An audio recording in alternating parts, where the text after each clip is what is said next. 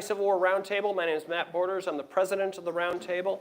Tonight we have an excellent speaker for you, as we try always to do. Ron Kirkwood is here to speak on his new book and the Spangler Farm. A new-ish book, I guess. 2019. Yes, a new-ish book on Spangler Farm. But actually, just recently realized, is from my home, Michigan. And so we were chatting a little bit about that. But he spent a long career in journalism and then began as a volunteer at Gettysburg. It was there that he was introduced to Spangler Farm and began to work at that site and became, I would argue, the site's expert among things. But let's give him a big welcome to Ron for tonight's presentation. Thank you, Matt. Thank you, Frederick County, for having me. When I started researching the book I'm going to talk about tonight, 7-8 years ago, I knew very, very little about Civil War medicine. You cannot write a Civil War medicine book without knowing anything about it. So where's the first place I went? Here. Drove down from York, Pennsylvania many times. I learned so much here. Terry Reamer set me up. The Pry House set me up. So I will always be grateful to Frederick and to this museum. On all of my trips here, I continued to learn more about Frederick in general, too. Monocacy, South Mountain, Sharpsburg, the Confederates. I learned more about them. The hospitals, you guys were flooded with hospitals. How George Meade used Frederick. So you guys have so much history which you know, and I hope you take great pride in that, because I think you have it's just great history down here. But let's talk about Gettysburg. I argue in my book, Too Much for Human Endurance, came out in 2019. It's on its 4th printing now, so I'm very grateful it's doing well. I argue that this farm was the most important farm in the Battle of Gettysburg, and I'll talk about that first. We'll talk about the 2 hospitals on the George Spangler farm. We'll talk about the Spanglers themselves, and we'll talk about the last 3 days of Louis Armistead's life, which were spent on the George Spangler farm. So, here it is. Look how big it is. There's a Union line. It dominates the countryside behind the line. It's 166 acres. It's huge. Close to the left flank, close to the center, close to the right flank. Then there are the roads. Granite Schoolhouse Lane goes straight through to the battlefront, to the line. Blacksmith Shop Road goes straight to the line. Plus they connect the Tawnytown Road and the Baltimore Pike, the 2 main arteries. So the best roads for George Meade were through the George Spangler farm. All of the space, George Meade saw this, Henry Hunt saw this. This farm had space to hold thousands of infantry in reserve and 106 pieces of artillery reserve. In reserve. It had the roads, it had the location. This farm could help win a battle. Here's the farm. Wow. This is how George Meade and Henry Hunt used the farm. Okay, we'll start over here. Everyone knows the story of Joshua Lawrence Chamberlain and the 20th Maine getting to Little Round Top and Houts Ridge just in time, and the other regiments in the 5th Corps. Well, most people don't know that they got there so quickly because Little Round Top is right over here, and the 5th Corps spent the day right here on the Spangler, Booker, and Musser farms. So when they got the call late in the afternoon of the 2nd, part of the 5th went down Granite Schoolhouse Lane. They made a left turn there, and the rest of the 5th went down Blacksmith Shop Road. They got there fast. They weren't gone long in the 6th Corps. They moved into the exact same spot after their overnight march, but they weren't there long before they got the word, get to the line. They went down Granite Schoolhouse Lane. After that, a division of the 12th Corps leaves Culp's Hill. Where do they go? Granite Schoolhouse Lane. George Meade had his main street at Gettysburg. It's a little rutted farm path that would become known as Granite Schoolhouse Lane someday. So I'm going to talk about the 11th Corps Hospital tonight. That's here. The barn, the house, the other outbuildings, that's here. The 11th Corps had 100 ambulances, and they were in George Spangler's wheat fields here, and on East Cemetery Hill, where the 11th Corps fought on the 2nd and 3rd. The artillery reserve that I mentioned, they're here. The other major hospital is here. The Irish Brigade, 1st Division, 2nd Corps. Where did they go after the wheat field? George Spangler Farm. Powers Hill. 2/3 of Powers Hill is owned by George Spangler. Artillery up here, infantry up here, signal station up here with the couriers and the flags flying. Slocum's 12th Corps headquarters on top of Powers Hill and the bottom.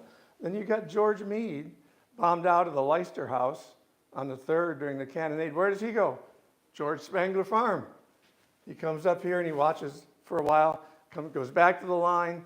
Eventually, by the morning of the 4th, Army of the Potomac headquarters, right here, George Spangler Farm.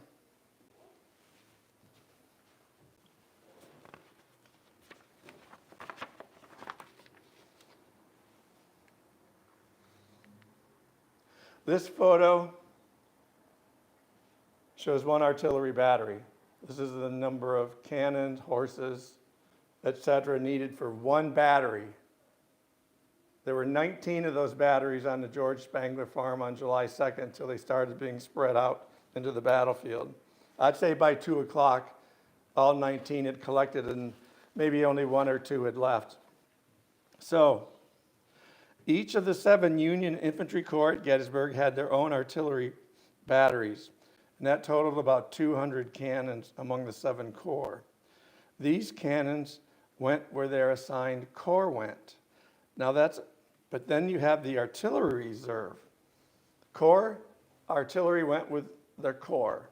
Artillery reserve went where they were needed. They were the free agents. They had added another whole third of power with their 106 cannons, 2,300 men, 2,300 horses, based at Spangler on July 2nd and 3rd. These guys were crucial utility players who could be counted on to perform well and be plugged in anywhere on the line they were needed. And that's exactly what George Meade and Henry Hunt did on the last 2 days of the battle. They rushed cannons from Spangler to the line. Both those, when I say Meade and Hunt, I really mean Hunt. Meade gave him full control of the artillery at Gettysburg. So the artillery reserve is here. They fought at the Peach Orchard, Wheatfield Road, all along Trossel, Plum Run line. They fought at Cadore, all along Cemetery Ridge, Cemetery Hill, East Cemetery Hill. There was even artillery reserve assigned to go from here to here on Powers Hill on Spangler land. They were over the entire line. Other farms saw a lot more combat than the George Spangler Farm. And some farms were literally destroyed by it. But no single farm played a greater strategic role and logistical role with its 2 roads with Powers Hill and its in the middle of it all location than the George Spangler Farm in setting up the Union victory at Gettysburg. Now let's get into the hospitals. The Granite Schoolhouse Hospital. The 1st Division caught the heaviest of the blow. Many killed and wounded were the result, and the latter were now being brought to the hospital in great numbers. Granite Schoolhouse Hospital surgeon in charge, Dr. William Warren Potter, 57th New York. So Granite Schoolhouse was built in the early 1860s when George Spangler donated the land in the middle of his farm for it. He was president of the Township School Board, Luss, very pro-education. He donated the land for the school. On days 2 and 3 of the battle, there was a major 1st Division 2nd Corps Army of the Potomac Hospital in the fields and woods around this school.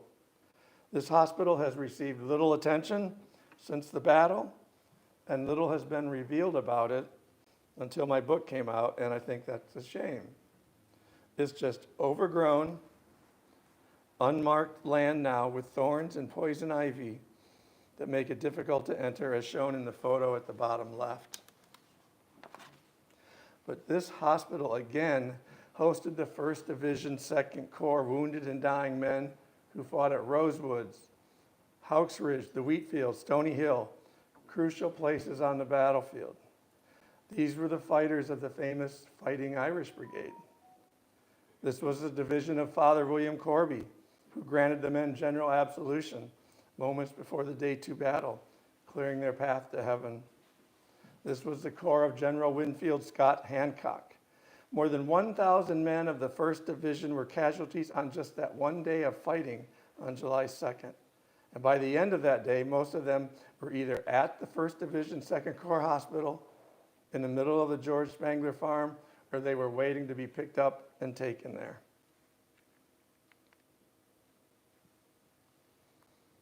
Chaplain John Henry Wilbrand Stuckenberg of Erie and the 145th Pennsylvania served at the Granite Schoolhouse Hospital.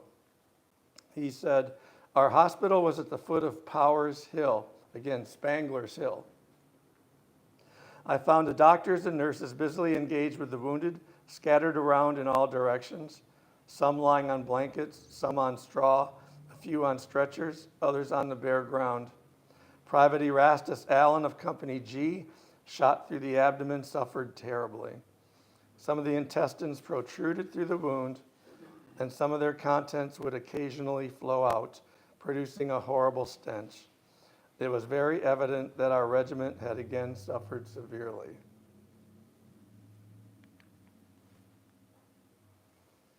Second Corps Ambulance Chief Lieutenant Thomas Livermore of New Hampshire and his ambulance drivers made numerous deliveries to Granite Schoolhouse on July 2nd. He said, "Here under the shelter of some boulders lay a large number of our wounded and dead who had been brought from the field. They lay upon the ground covered with their blankets, and the living were nearly all silent, having fallen asleep from fatigue."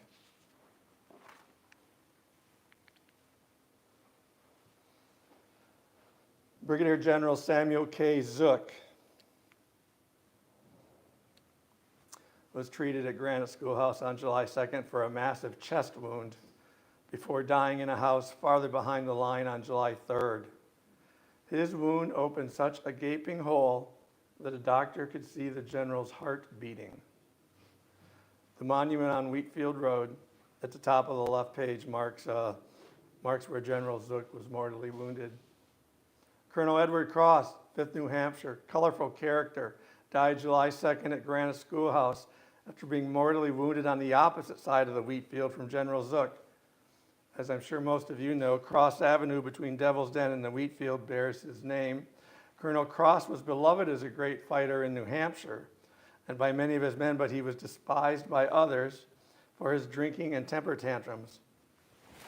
His unit's pioneer corps called him a tyrant. The monument in the middle of the page is to Cross and his fighters. I will say that I'm doing a second book on the farm, more people stories than the first book was, and he has a whole chapter to himself as far as on Granite Schoolhouse because there's so much information on him, pros and cons. Lieutenant George A. Woodruff, 1st United States Artillery Battery I, mortally wounded on July 3rd during Pickett's charge when he was hit in the back while facing and directing his men at Ziegler's Grove. The son of a Michigan judge died at Granite Schoolhouse, telling his friends that he regretted being shot in the back and asking that it should be no reflection upon his reputation. Most of the 1st Division 2nd Corps Hospital at Granite Schoolhouse was moved to safety farther behind the line on day 3 after 24 hours of intense service because it was getting hit by Confederate artillery overshots from the pre-Pickett's charge cannonade. So the middle of George Spangler's farm is getting hit by Confederate overshots. The school was torn down in 1921, and nothing remains of it today except the foundation of the building, most of which is buried under decades of growth. I approached the National Park Service about cleaning this site up, putting up a marker or a sign to honor what happened there, and they said they have no plans to do it, and they're also basically trying to hide the location of where the school was. But if anybody wants to know, let me know and I'll show it to you. The big hospital. One day cured me of a hospital. Give me the picket line every time in place of a hospital. Captain Matthew B. Cheney, 154th New York, after visiting the 11th Corps Hospital. 11th Corps medical staffers picked the Spangler's Farm for a hospital on July 1st because of its proximity to the evolving front line, access to water, crops, livestock for food, buildings for hospital purposes, good roads, and wood for operating tables, tents, fires, and caskets. While the 1st Division 2nd Corps Hospital used the school on Spangler land, the 11th Corps Hospital used the Spangler's barn, summer kitchen, house, and other outbuildings. George Spangler was 47 years old. His wife Elizabeth was 44. His daughters were 21 and 19. His sons were 17 and 14, and they were all living at home. All 6 were living at home during the Battle of Gettysburg.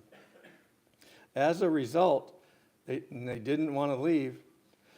The 6 Spanglers were ordered by 11th Corps doctors on July 1st to either leave or stay together out of the way in one of the upstairs bedrooms. So that bedroom was where they lived during the 5 weeks and 2 days that their farm was occupied by a hospital. They could leave the room, but in doing so, they had to step over and around wounded and dying Union officers just to get out of their house. The ambulance corps started delivering the 11th Corps wounded and other wounded to Spangler at about 4 p.m. on July 1st.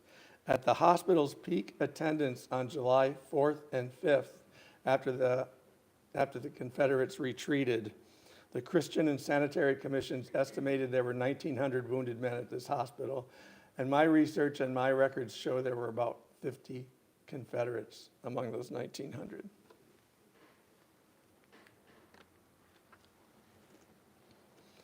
Dr. Daniel G. Brinton of Westchester, Pennsylvania.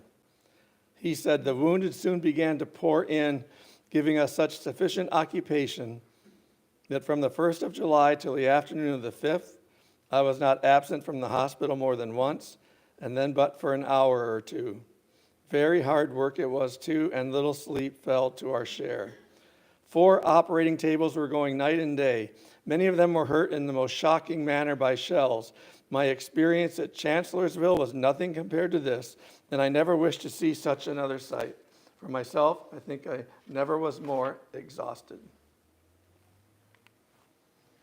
You folks have a few 4-bays in your county on the Pennsylvania barns. This is where the surgeries and amputations took place.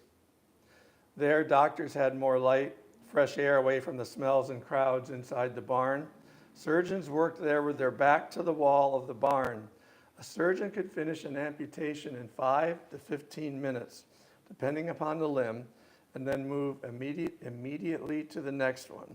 No washing required of bloody or germ-infested hands or bloody equipment, because they didn't understand how proper sanitation could prevent infection and reduce the spread of disease. A Spangler surgeon approaching total exhaustion called the work too much for human endurance. Private William Southerton, age 19, 75th Ohio, said, "At the doorway, I saw a huge stack of amputated arms and legs, a stack as high as my head. The most horrible thing I ever saw in my life. I wish I had never seen it. I sickened."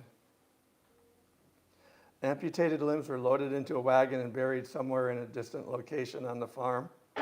The amputations and surgeries and wounds attracted an infestation of flies that relentlessly harassed everyone. Pigeons in the barn added to the filth. Hornets in the barn added to the pain. Then there were the maggots that covered wounds and stumps, but they eventually they figured out they were good. Maggots eat the dead tissue. I have an idea where there's a couple of armpits where they were buried. And I'm hopeful that this summer the Gettysburg Foundation is going to get some ground penetrating radar for me from like Penn State, Millersville. I just got an email from them today that we're ready to go on this. So I also have my eye on what I think are some witness trees out there. So it could be a fun summer of discovery. Even if there's concrete blocks, there's 2 mounds out here that they don't look like they belong there. They don't look man-made. So they're either concrete blocks, they're farm trash, they're limbs, or they're something else. Infections were expected after a Civil War surgery. The worst infections could be smelled 8 to 10 feet away. So imagine the stench that greeted a hospital staffer or visitor in the barn or when entering a tent filled with 8 to 10 men, all suffering with infections. To help battle these smells, Spangler hospital workers cut pine branches off of trees, hung them in tent, and used them for bedding. You folks have a lot of these Pennsylvania barns.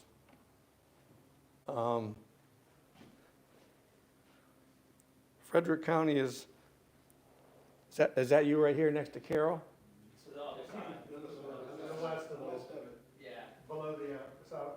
Okay. Yeah, so see, you're in the heart of it. The green is the heart of the Pennsylvania barns. I think they're genius. I don't know why the whole country doesn't have them, with the bank in the back for the farmer to drive right up. I've seen them on the turnpike out to Pittsburgh. I've seen them on I-81 down into Virginia. They were brought over by the Swiss and the Germans in the 17 and 1800s, and these cover the battlefield. The forebay in the front can extend the storage space on top for the farmer. I just think they're a great design. But here, as huge as this barn is and was, it wasn't big enough then. Men were crammed so closely together in the Spangler's barn that it caused the spread of diseases. Some men were dying of the diseases that they got in this barn rather than the battle wound that brought them there.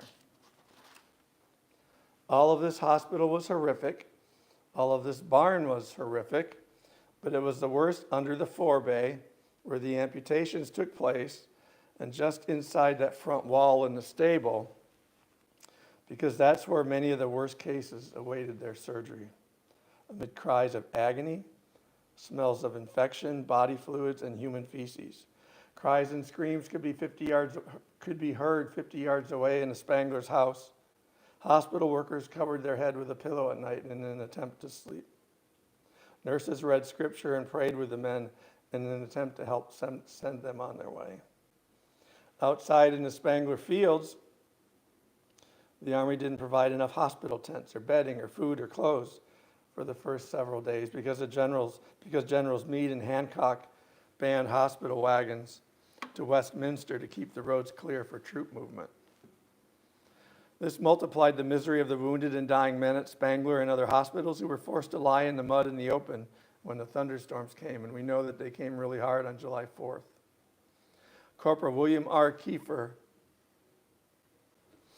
a hospital worker from the 153rd Pennsylvania, said hundreds were lying with but feeble, or in most cases with no shelter, exposed to a cold, incessant rain against the sides of the barn and in an orchard adjoining the sheds.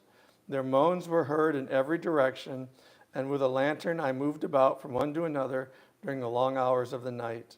I searched in vain for blankets to cover the suffering and the dying. 2 female nurses played key roles at Spangler. Marilla Hovey and her 17-year-old son Frank traveled with her husband Dr. Bleecker Lansing Hovey of the 136th New York, and she was always one of the first to reach the hospital during a battle. Sadly, very sadly, we have no photos of Mrs. Hovey today. Even though her descendants have searched hard, and I've searched hard, we can't find a photo of Mrs. Hovey. The Hoveys are the only surgeon's family known to have traveled together during the Civil War. Mrs. Hovey nursed the wounded and wrote home to family members of the dead and the dying. She was able to go into sort of an autopilot mode, look past their terrible wounds and suffering, and hold the hands of dying soldiers and talk to them in a desperate attempt to get their mind off their agony and their situation. In one letter from Spangler, Mrs. Hovey informed a family of their son's death, and she told them, "I have had a good deal of care of him and called him my soldier boy. Tried to take the place of mother, sister, and friend. I think I never had such a trial parting with one that I had no more acquaintance with." The Hoveys worked at the 11th Corps Hospital the entire 5 weeks and 2 days it was open. then went home to New York to recover for 3 weeks. Now, here we go. Nurse Rebecca Lane Pennypacker Price of Phoenixville, near Philadelphia, rode to Gettysburg from Baltimore in the middle of the night in a cattle car on a bench. Then she went to work as an unpaid nurse at Spangler. She said, "The sad scenes would fill a volume. So many times at night I lay on my stretcher weeping instead of sleeping." Captain Augustus Vignos, 107th Ohio, wounded on July 1st on what is now Barlow Knoll. Gangrene developed. His right arm was amputated above the elbow at Spangler. Mrs. Price nursed him from near death until he was well enough to take a train home to Canton, Ohio. He went on to marry in 1866, 9 children, many grandchildren, amassing substantial wealth as a businessman. He was even a pallbearer at the funeral of close friend President William McKinley. Vignos carried Mrs. Price's photo for 40 years after the war. He often showed her photo to fellow soldiers in an attempt to find her, all without luck. But finally, in 1906, he received a letter. "Dear sir, do you remember the tall nurse at Gettysburg who furnished you with clothing so that you could go home?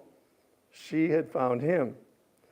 Vignos replied that he looked forward to seeing her with great pleasure, and their reunion took place at a GAR encampment in New York State in 1906, 43 years after they met at the Spangler's farm.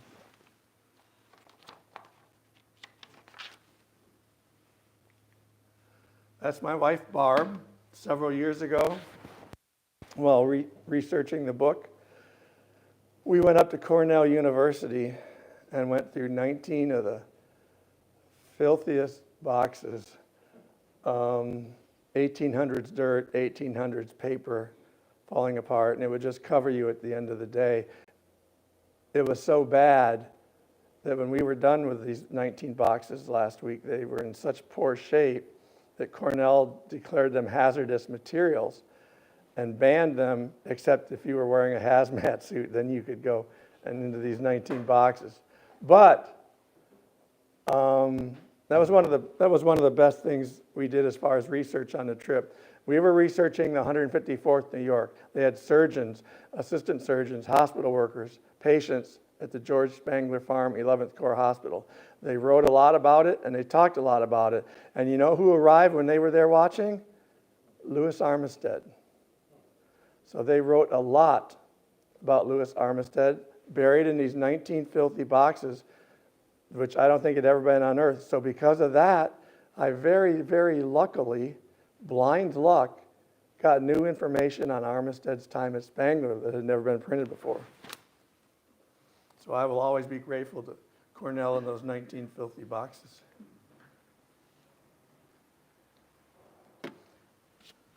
Armistead began the final walk of his life on July 3rd on the farm of Henry Spangler on Seminary Ridge.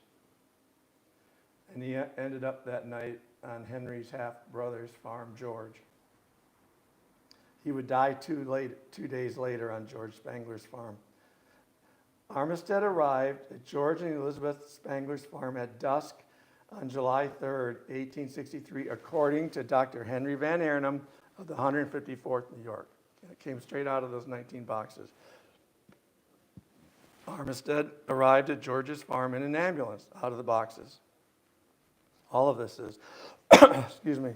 He was removed on a stretcher, placed on the ground next to the ambulance and next to the Spangler's barn. The 11th Corps hospital workers, Private Emery Sweetland and Private Edson Ames of the 154th New York, described Armistead's appearance as pretty bloody and covered with blood.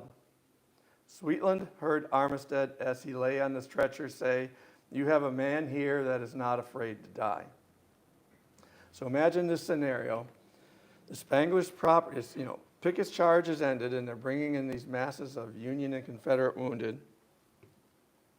Shoulder to shoulder, massive chaos, agony, crying when Armistead arrived. Many wounded from Pickett's charge pouring in, overwhelmed surgeons desperately trying to find who could be saved with immediate attention. Even so, the arrival of this Confederate general turned heads, and a large crowd of gawkers and workers formed around his stretcher, circling Armistead. The crowd was eventually broken up when Dr. Van Arnhem of the 154th New York, he said this in the notes I went through, arrived at Armistead's side and ordered that the crowd be carried away, ordered that he be carried away for treatment. Fellow Spangler patient, First Lieutenant T.C. Holland, 28th Virginia, said he and Armistead were first placed in the orchard. Lieutenant Holland said at one point Armistead asked the doctors and nurses working around him to, "Please don't step so close to me." Dr. Van Arnhem described Armistead as wild, nervous, flighty, saying, "War must cease, men of same blood," and he could not live. Spangler patient, Private Justice Silliman of the 17th Connecticut, described the 46-year-old Armistead as rather past middle age. Private Sweetland said Armistead had gray hair and whiskers. Dr. J. Kling of the 55th Ohio said Armistead was suffering intense pain induced by the wound. Stimulants and painkillers were immediately given him. Dr. Brinton took time to get to know Armistead, calling him a fine man, intelligent, and refined. He said, "I had considerable conversation with him and was much pleased with his manners and language." Armistead died July 5th. Oops. Wrong button. In the summer kitchen. Spanglers didn't have a kitchen in their house. They did all their cooking out here for, to prevent a fire in the house. That's where Armistead died. Army of the Potomac Captain Fred Stowe, son of anti-slavery author Harriet Beecher Stowe, was also in the summer kitchen with him. Stowe lived. Armistead was wrapped in a blanket. He was placed in a coffin made of wood from the Spanglers' farm, and he was buried in their cemetery in their orchard. You can see the orchard is being regrown here. He lay in that coffin and in the ground, the Spangler ground, for a month. And an embalmer from Philadelphia came over and said, I can make some money off this guy. So he got approval to get him exhumed. He was brought up to the ground, and whatever condition he was in, after a month in the ground in the summer, he was embalmed. He was placed back in his coffin, placed back in the ground, reburied.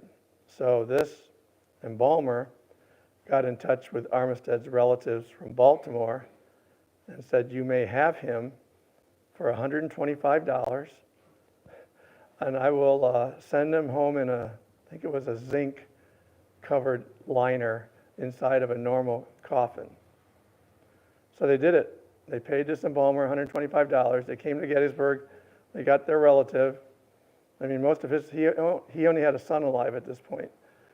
Took him down to Baltimore at Old St. Paul's Cemetery, which today is right along Martin Luther King Boulevard. Is that right? Is that the name of it? Old St. Paul Cemetery. It's only 3, 4, 5 blocks from Oriole Park at Camden Yards, so it's right down there in the middle of everything. It's a busy city spot right now. I found and confirmed about 1,400 Union and Confederate men at the Spangler Hospital, and I have the names of about 140 who were buried there in the Spangler's peach and apple orchard. Many of them survived Spangler and died elsewhere, so it's probably 300-400 total altogether from this hospital. The Union guys were all exhumed starting in October through March, 63, 64, and they're all now buried in Soldiers National Cemetery in Gettysburg. There were 6 Confederates buried at Spangler. Other than Armistead, there were 5 still there in 1872 when money was raised and they were taken south.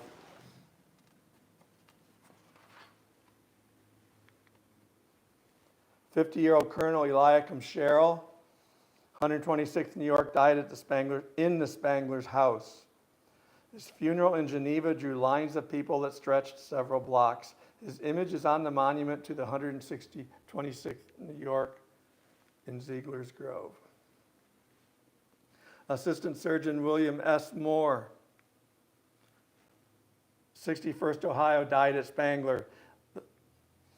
Amazingly, he was the only Army of the Potomac surgeon or assistant surgeon to die in the Battle of Gettysburg.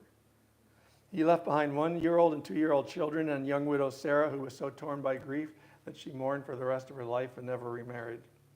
Colonel Francis Mahler, 75th Pennsylvania, died in the Spangler's house. The Philadelphia City Council honored him with a resolution and paid for his funeral. His brother, 2nd Lieutenant Lewis Mahler, died on the battlefield on July 1st at about the time and place of his brother's mortal wounding. Sergeant Nelson W. Jones, 3rd Maine, 3rd Corps, died at Spangler after being hit in both legs in the peach orchard by an artillery shell. He died even though he made and applied a tourniquet to his legs on the battlefield. He was 20 or 21 years old. Private George Nixon, 73rd Ohio, died at Spangler. He would become the great-grandfather of President Richard M. Nixon. George Nixon was 40 years old when he entered the Army as a poor man working on a rented farm. He left behind a wife and 9 children when he went off to war, very likely only enlisting to make money to support his family. And I've seen a lot of enlistment photos, and I don't know if you can see them at all. Those are some of the saddest eyes I've seen, leaving a wife and 9 kids behind to go off to an uncertain fate in the war. Adjutant and First Lieutenant Joseph Heaney, age 21, 157th New York, died of a leg wound at Spangler. Nurse Price walked next to his stretcher and held an umbrella over him to protect him from the July sun as he was taken to the Spangler barn for an amputation. First Lieutenant Thomas Wheeler, 75th Ohio, age 25, spent almost a month at Spangler before he died of 4 wounds. Even though his parents were at his side, he called for Nurse Price, and she sang Rock of Ages to him as he died. Soldiers often didn't tell the whole story of the seriousness of their wounds in their letters home from Spangler because they didn't want their families to worry. Sergeant Henry Sees of the 82nd Ohio wrote to his brother from Spangler, "My leg was amputated just above the knee. I stood the operation very well, being under the influence of chloroform. I am very well cared for and in a fair way to get along well. I hope Mother will not worry herself about me." But he died 1 week after he wrote that letter home. Many died at the 11th Corps Hospital who were the lone source of income for their sickly parents back home. Many died at Spangler as teenagers. 19-year-old drummer Thaddeus Reynolds of the 154th New York was in such agony from lockjaw as he neared death that doctors put him under with chloroform so he could die in peace. But the vast majority, as I mentioned earlier, the vast majority of 11th Corps Hospital patients survived thanks to Civil War medicine. They included Captain Alfred E. Lee. 82nd Ohio went home from Spangler with a hip wound, and when he got off the train, he found his obituary in the newspaper. So he then walked in on his funeral. Brigadier General Francis Barlow spent a week at Spangler with 3 wounds that numerous doctors said were mortal, but he surprised all of them and lived. It is thought that his wife, Arabella, attended him at Spangler. Corporal James Brownlee spent a week at Spangler with 3 wounds. Corporal James Brownlee of the 134th New York survived 7 gunshot wounds at the Brickyard on July 1st, one of which broke 4 ribs. He was shot 3 times through the bowels, and he lived. Private Justice Silliman of the 17th Connecticut, knocked out by a shot to the head on July 1st, taken to 3 different Confederate hospitals in Gettysburg before arriving at Spangler on July 4th. He healed and became a nurse at both Spangler and Camp Letterman. He said of the scene at Spangler, "The barn more resembled a butcher shop than any other institution. One citizen ongoing near it fainted away and had to be carried off." If you combine the number of wounded at the 11th Corps Hospital and the 1st Division 2nd Corps Hospital on Spangler land, it's almost 3,000, so 3,000 men treated on their farm. The Gettysburg population at the time was 2,400, so more people on this one farm, plus everybody attending them. and the horses and the mules. The surgeons at Spangler were among the best of the best for their time, and they saved far more lives than they lost. Just like the soldiers, these surgeons were taken prisoner, they were wounded, they got sick, and they suffered. Many Spangler surgeons died in their 30s and 40s because of their exposure to disease, their horrifying work, poor food, long marches, and unsanitary camp life. I dug up in my research the names of 15 head surgeons who worked at the 11th Corps Hospital. Most of them went on to leadership roles in medicine and their community after the war. And these men are three of my many favorites. Spangler surgeon Dr. Henry Van Arnhem, I seem to have used a lot tonight. 154th New York, was a passionate opponent of slavery who wanted full civil rights for blacks. He said, "The curse of God visits on all that come in contact with this atrocious institution." Dr. Van Arnhem served 4 terms as a U.S. congressman, and he constantly told his wife in the letters home that I looked at how much he loved her and how much he missed her. Surgeon Dr. Henry K. Neff, 153rd Pennsylvania, from the Easton area, captured at Chancellorsville, held prisoner for 4 weeks. His health never recovered. He was sick with pneumonia as he cared for others at Spangler, and he remained sick after he was transferred to work at Camp Letterman. He died not long after the war at age 45. Last surgeon, Dr. J. Kling, 55th Ohio, captured by Confederate cavalry while on his way home, imprisoned for 3 months after being mustered out in Georgia in 1864. He filed a claim to the government for losses sustained and expenses incurred, but was denied because he was taken prisoner after he was mustered out.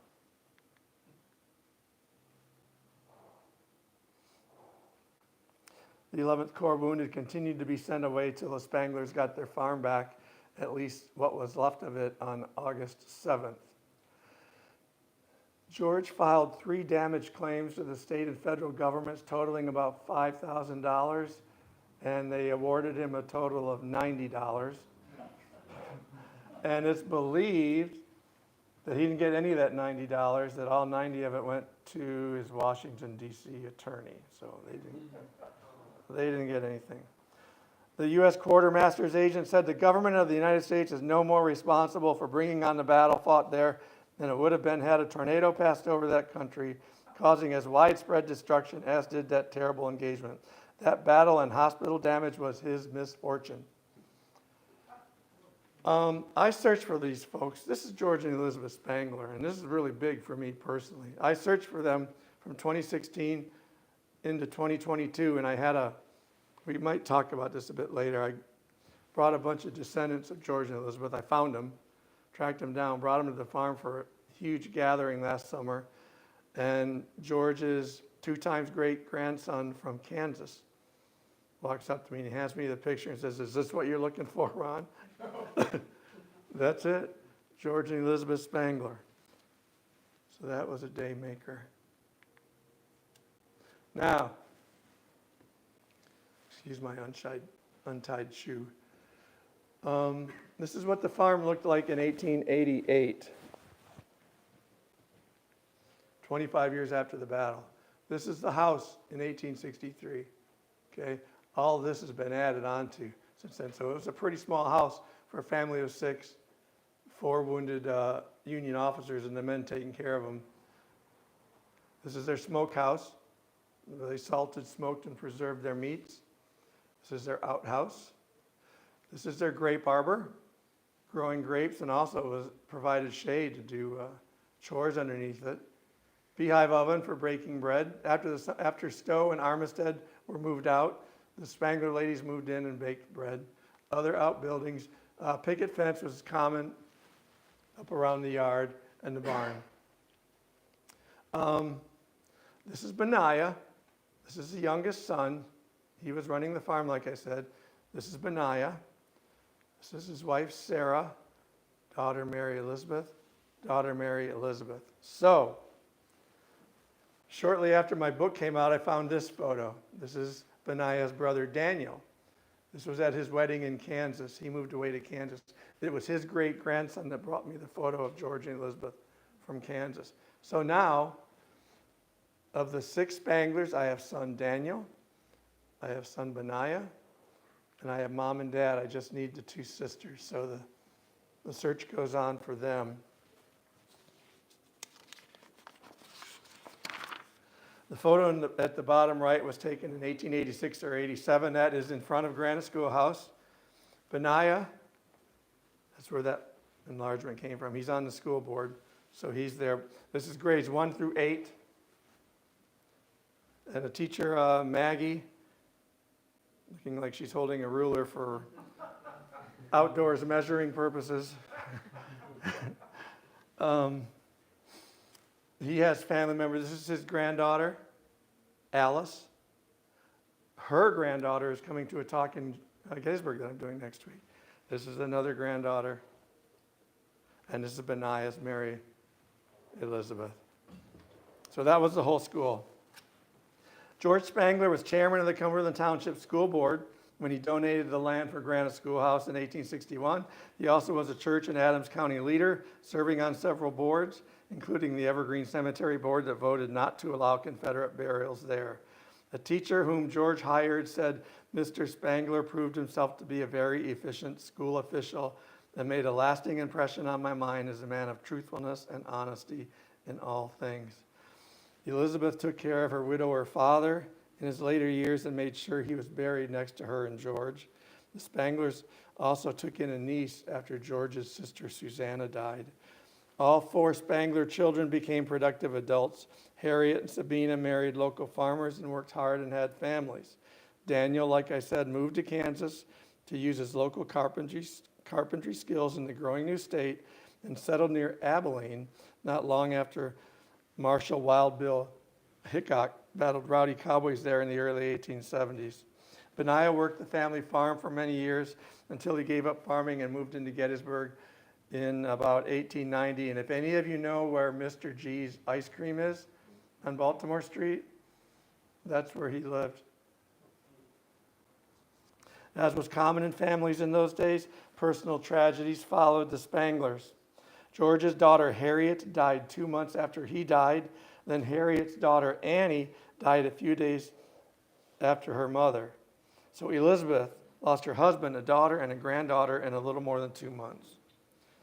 One of Daniel's 2 sons drowned in Kansas, and Benaiah's only grandchild died as a toddler, so he has no descendants today. That's what the barn looked like. In 2008, when the Gettysburg Foundation went in and saved it, and they purchased the farm, they purchased 80 acres. It was half the size it was during the fight for $1.9 million. They were worried a strong wind would blow it down. And while gross, the stable had 3 feet of manure from one end to the other. But more than being gross, it had rotted the vertical beams, and so they had to go in and replace all the beams. Here's what it looks like today. It's beautiful. I think it's a work of art. They did it with a true attention to historic detail, including putting horsehair in the mortar, because that's what they did in the 1800s as a bonding agent. How many of you have been on the George Spangler farm? Not bad, but we've got a ways to go. Maybe? There's a lot of Spanglers up there. You never know what Spangler farm you're on. This one, George Spangler, is now open in the summer weekends on Fridays, Saturdays, and Sundays, but you've got to go to the visitor center and get a $5 ticket to ride out to the farm.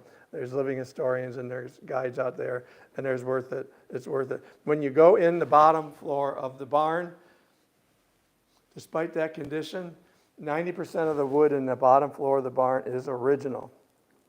Witness barnwood, if there is such a thing. 50% of the wood on the top floor is original. There is even wood in there from the 1700s taken from a log cabin that was on the property when the Spanglers bought it. George tore down the log cabin and recycled that 1700 wood into this barn.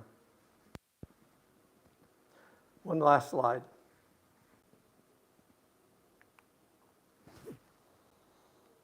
I'd like to close with 2 thoughts from Spangler 11th Corps hospital worker, Private James R. Middlebrook of the 17th Connecticut. He wrote to wife Frances from Spangler, It is enough to make one's heart bleed to witness the amputations. I feel it my duty to do all I can for them. I cannot see them suffer and shall stay as long as I can stand it. Private Middlebrook survived until the end of the Civil War. And after nearly 3 years of service and all those battles and all that suffering and all that movement all over the East Coast, it was a fight in Gettysburg and his work in the Spangler Hospital that Middlebrook remembered most in one of his last letters home before being mustered out. Make up your mind to travel some when we get home, he wrote on July 12, 1865.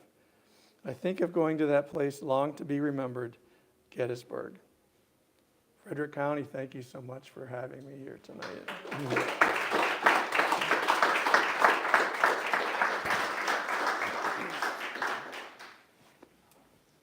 The one doctor that died, what did he die from? I assume illness of some kind. Oh, yeah. He developed chronic pneumonia when he was a prisoner of war at Chancellorsville, and back then they couldn't get it out of him, so he died of pneumonia. But typhoid, they died of typhoid, consumption, all of these contagious diseases they died of. Are you familiar with other houses on the battlefield that was used as hospitals? Yeah, there were 170 of them. I'm curious, do you know any knowledge about the George Boyford farm? No. I got a good friend that's lived there for 30 years. And it's- Well, there's 2 books out that have George Wakert's farm in it. Bullets and Bandages, which just came out a couple of years ago, has all of that. And then Greg Coco's The Vast Sea of Misery has every hospital. The Bullets and Bandages is an update on Coco's because Greg Coco wrote all those hospitals, wrote about them without the internet. So it's been updated with the internet. So both are highly recommended books. Yeah. Did the soldiers have any information about what to do if they were hit by a shell or a bullet or something in their legs? Did they know to do a tourniquet? Yeah. They were told to do that, and then that cut the blood off. So by the time they got to the hospital, they were still alive. Yeah, and the rate of success was not good, though. The one guy who was shot in both legs by one shell, he did tourniquets, and it didn't do any good. The damage was just too bad. He bled out probably before he even got to the And he had too much destroyed. I can't even imagine what he must have felt. Yeah, tourniquets could help. Tourniquets, especially during amputations. I have a follow-up question. You mentioned one a doctor, I think, who had been captured by the Confederates. Dr. J. Kling, 55th Ohio. How did he get away from the 2 Confederates and back to the line if he'd been captured? He got taken to prison. The guy at the end, oh, well, they exchanged these guys a lot. 2 of those 3 guys were taken prisoner. Dr. Neff at Chancellorsville, but he was released. He was exchanged because he's a doctor. They usually exchange them. Dr. Kling down in Georgia is mustered out. He is now, officially as the Army is concerned, out of the Army. They have no more responsibility for this guy. He gets captured, gets sent to Richmond, put in prison, is there several months. He sues the government. They said, you weren't in the service anymore. He was just trying to get home to Ohio. So. How would you compare the quality of the health? How do you compare the quality of the healthcare to the wounded at Gettysburg to Antietam? Was it better, worse, the same? It was probably only a little better. They were figuring out maggots by Gettysburg. You can be grossed out by maggots, but by Gettysburg they had figured out, hey, these guys can help us eating that dead tissue. Every year in the war, you can say without a doubt was better, especially once Letterman came in 62. Most of his changes were there. The ambulance corps that he established was there for Antietam. So it was more a question of comparing Antietam to the earlier battles. That was the dramatic difference. Because Antietam had Letterman then, and he's the one who really changed things. He made them dig sinks, bath holes, bathroom holes, because guys were just going anywhere. That they had that by Antietam.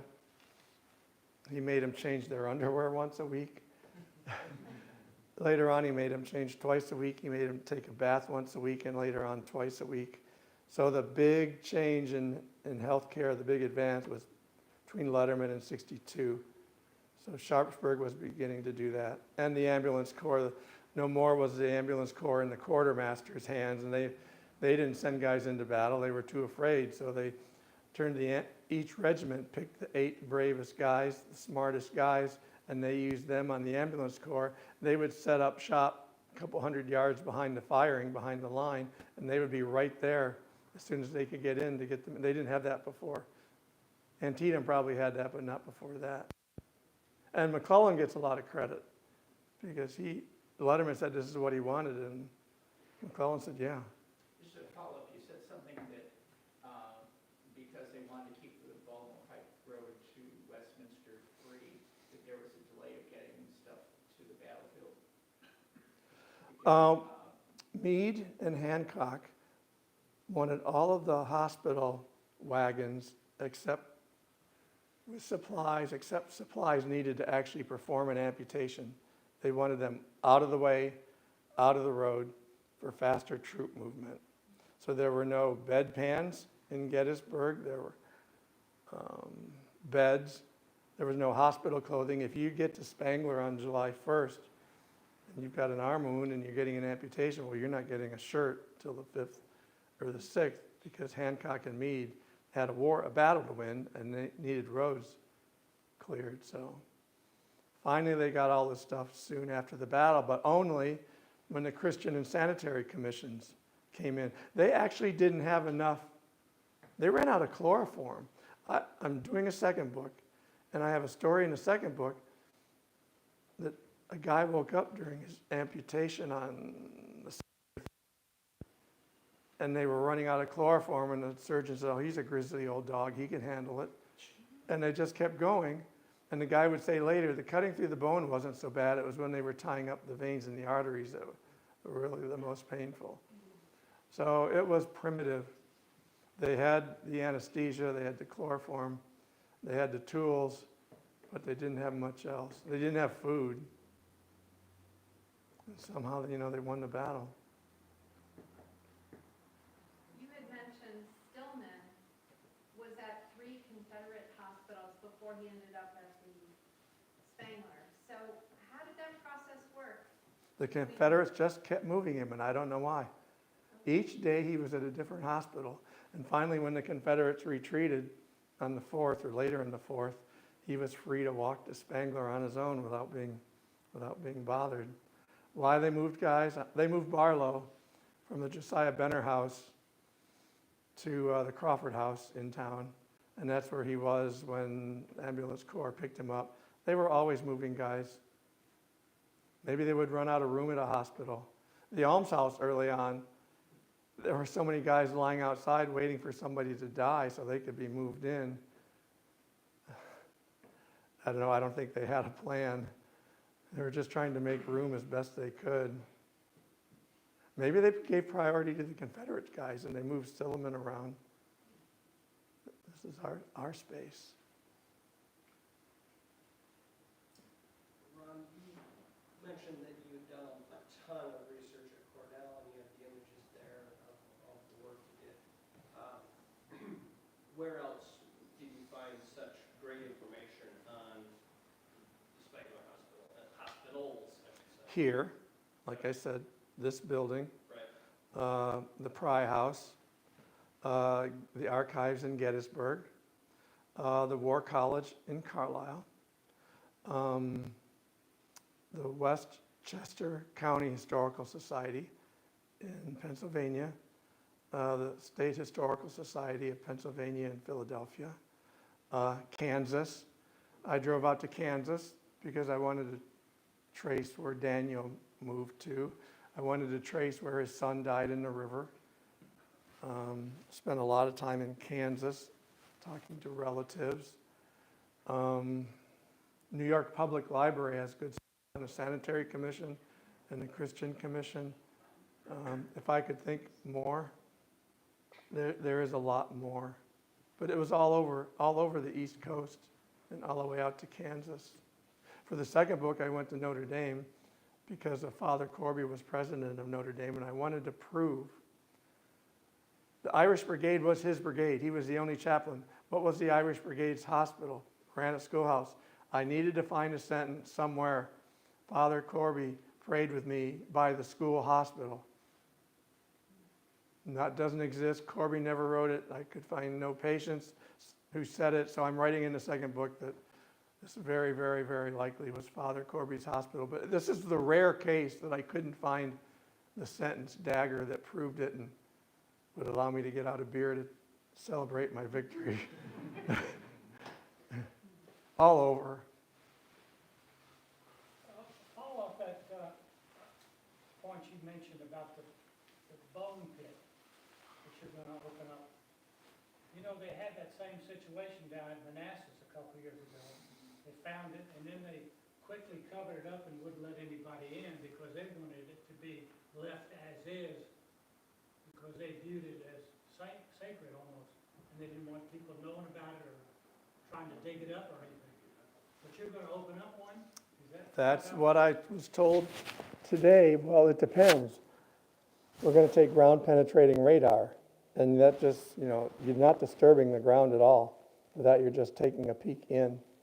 So, but I know wasn't it in New Jersey they found some Hessian soldiers or something like that within the last couple of years? They did dig those guys up, and I might be wrong, please correct me, that they're even doing DNA on these guys. I mean, is that right? If the foundation wanted to go that far, they could do DNA on these bones, and they could call somebody over in Battle Creek, Michigan, and say, "Look, I've got your great uncle's wrist bone here, if you want it." So you don't intend to dig it up then? You want to just take a view? I just heard today that they're going to go ahead with it, so I don't know what we're going to do. That'll be the next conversation. We're going to go ahead on the limb pits. Again, I'm calling them limb pits, and I'm the only one calling them limb pits. They could be concrete blocks, but at least we'll know. And then we're going to do the witness trees too, because I went out with a witness tree expert 2 weeks ago, and he said this tree right here is at least 183 years old. But if you take a core sample, that'll tell you. Well, I remember the report of the one in Manassas, and they said they found almost a complete body in the pit because he died, and I guess they just threw him in. I don't know what they're going to do, but you mentioned like a sign. I think a sign would be nice, an honorable sign saying that these were where the limbs were buried after the arms were amputated up at the barn. And people could go back and honor it. I think it's a part of the farm story where they buried the limbs. I'd like to know where the sink was. They dig these sinks 2 feet wide, 8 feet deep. I have an idea on that too, based on some depressions out there. If you get, LIDAR? You can fly and get LIDAR. That would show that. And I have a couple ideas on that too, but that's my third priority. I'll worry about that one later. Once they do all this other stuff for me, I'll say, what about this? So, okay. Thank you. This was from a descendants gathering last summer. These are all descendants of George and Elizabeth Spangler. And 99% of them had no idea that they were. And these people holding arms, locked arms, they didn't know till that day that they were second cousins. So that really meant a lot. So again, thank you everybody for being here for this month's meeting. Next month we're having publisher and speaker Leon Reed talking to us about the origins of the American Civil War and how that came to be. Also, I wanted to remind everyone, thank you Bob for reminding me, Frederick magazine, the cover story this month deals with the American Civil War. We have a number of local folks who are being specifically mentioned, including our very own Gary Tyson, who played a role in this article. So definitely check that out, and we look forward to seeing you all next month. And Ron has books in the back if anyone is interested. Discounted price for talks.